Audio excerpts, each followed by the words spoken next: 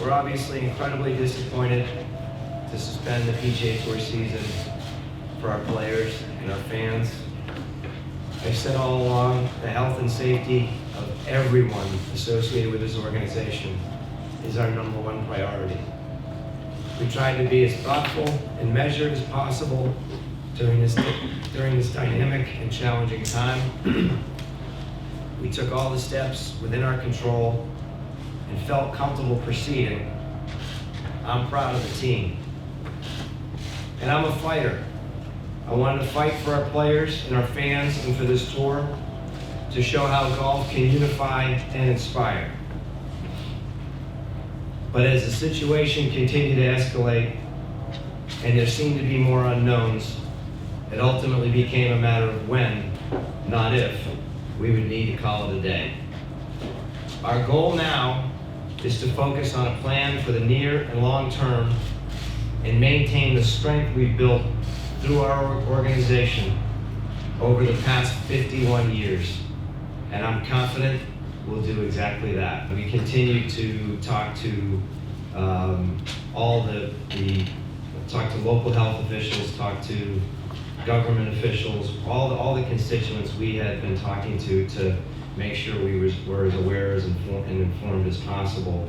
But I think as you went and we took all the steps to make certain that if we were playing today, we were playing in a safe environment. We had minimized the number of people that were going to be out here.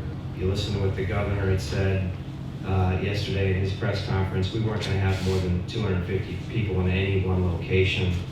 And we, along with Andy Carroll, the head tournament chairman, had taken all the right steps. But when we got to late in the day and players came off the golf course, and to some of the questions that we received here yesterday, particularly from international players who were trying to figure out, and had a lot of uncertainty, trying to figure out what they do with their family, how they get home, how they get their families here, and just uncertainty for a number of players generally.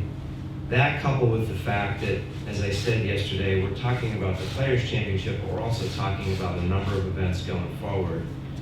When you look to that moment in time where you have two theme parks that are located between Jacksonville and Tampa cancel, to me that really was the thing that was the final, that was the final thing that we had heard that said, you know what, even though we feel like we have a safe environment and we've done all the right things, we can't proceed. So as we step back and we think about when we're going to play, we need to do all the things that led us to this decision. We need to continue to understand what's happening in the ground in the markets where we would be returning to play, continue to work with our partners in those markets, continue to understand what's happening with the CDC and the World Health Organization, and then ultimately that will guide our decision. We're going to make sure that we protect the safety and well-being of all of our constituents as we make that decision.